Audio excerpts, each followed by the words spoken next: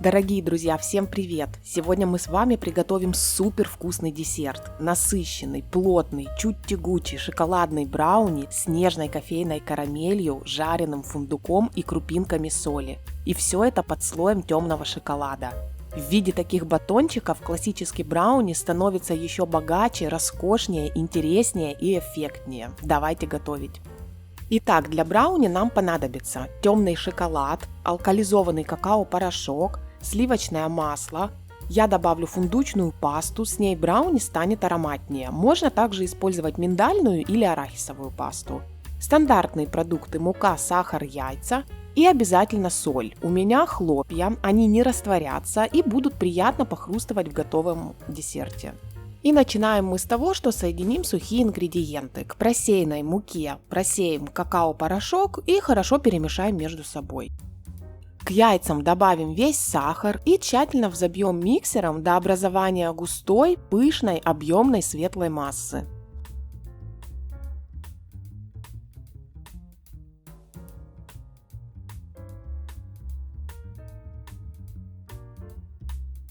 Далее на водяной бане нам нужно растопить вместе шоколад и сливочное масло. Для этого ковш с водой ставим на нагрев, сверху устанавливаем огнеупорную миску так, чтобы ее дно не касалось воды.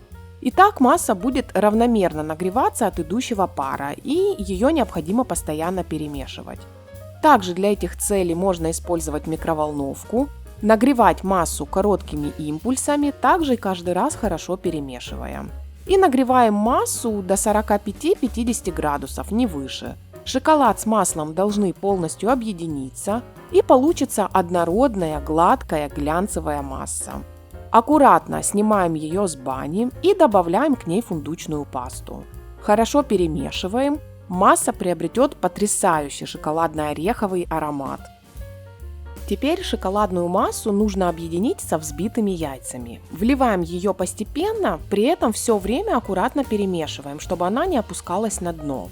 И когда вся масса добавлена, аккуратно перемешиваем лопаткой до однородности.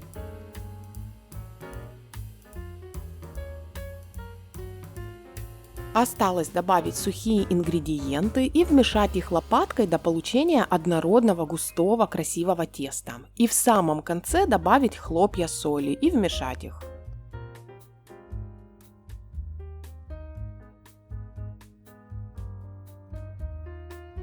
Тесто выливаем в прямоугольную рамку. Ее размер, как и полный рецепт, как всегда, будут указаны в описании под видео. Равномерно распределяем тесто и отправляем в духовку, заранее разогретую до 170 градусов. И самый важный момент – это правильно подобрать время выпечки. Я выпекаю около 18 минут. В ваших условиях время может отличаться.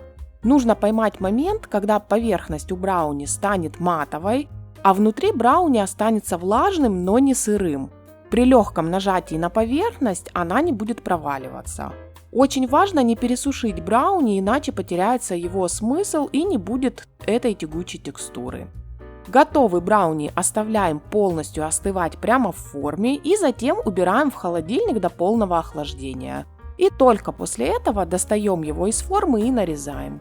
Самые края срезаем тонким слоем и затем нарезаем брауни на ровные батончики одинаковой длины.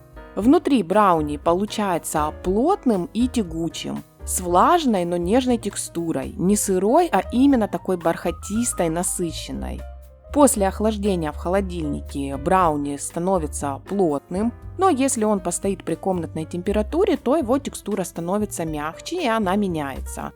Здесь зависит от ваших предпочтений. Я обожаю брауни из холодильника. Теперь нам понадобится вкуснейшая часть нашего десерта – шоколадно-кофейная карамель. Мы уже приготовили ее в прошлом рецепте, и ссылку на подробное видео я оставлю в описании.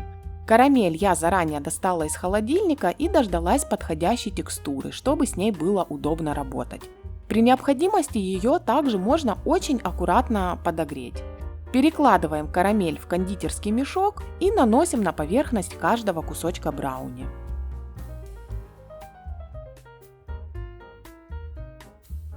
Затем добавляем наш текстурный элемент, вкусовой акцент и идеальное дополнение – жареный фундук. Вдавливаем орешки в карамель, берем как целые орешки, так и половинки и крупные кусочки. Не жалейте ни орехов, ни карамели. Когда я попробовала готовый брауни, подумала, что можно было смело положить больше. Когда все кусочки брауни оформлены, отправляем их в морозилку, чтобы они хорошо подморозились перед покрытием глазурью. Для глазури нужно растопить темный шоколад, смешать его с растительным маслом и при помощи погружного блендера хорошо объединить до полной однородности. Замороженные брауни равномерно поливаем глазурью со всех сторон и отстукиваем решетку, чтобы стекал лишний шоколад. Тогда слой глазури не будет толстым. Можно также окунать каждый брауни целиком в глазурь, так получится аккуратнее, но глазури потребуется значительно больше. Затем перекладываем глазированные брауни на доску, застеленную бумагой, и отправляем в холодильник, чтобы они отошли. И на этом наш вкуснейший десерт готов. Батончики выглядят супер аппетитно и эффектно. При одном только взгляде сразу же хочется их попробовать.